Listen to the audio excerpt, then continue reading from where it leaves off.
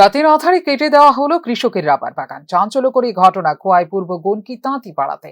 অভিযোগ, রাতের অন্ধকারে তাঁতি পাড়ার শিবচরণ দেবের রাবার বাগানে দুষ্কৃতীদের হানা পড়ে।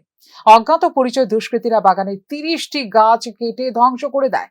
এই বিষয়ে শিবচরণ দাসের ছেলে জানান, শুক্রবার সন্ধ্যায় তিনি বাগান থেকে গিয়েছিলেন। তখন পর্যন্ত সবকিছু ঠিকঠাক ছিল। শনিবার দুপুরে গিয়ে দেখতে পান বাগানের 30টি গাছ কেউ কেটে নিয়েছে। তোমার এমনি কেউর সাথে তো কোনো শত্রুতা আমি নাই। কালকে বাগানটা দেখে গেছিলাম বিকালে, আর 2-3 দিন আগে তোমার সত্যি গাছ বাইন্ধা দিয়ে গেছি। আর আজকে সকাল 12টা-1টার সময় আইসি, আয়া দেখি গাছটি ভাঙা আর কি। কত জায়গার মধ্যে কয়টা গাছ আসতো? এখানেও প্রায় দেড়খানি জায়গার ভিতরে 130টা গাছ আসলো। কিরকম ক্ষতি করছে গাছের? প্রায় 30টা গাছের মতো ক্ষতি হয়েছে। যে 30টা গাছ হয়েছে,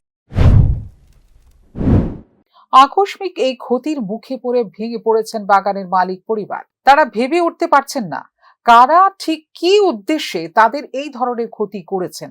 ঘটনার খবর পেয়ে তদন্ত শুরু করেছে খোয়াই থানার পুলিশ। ফিউরো রিপোর্ট, নিউজ নাও।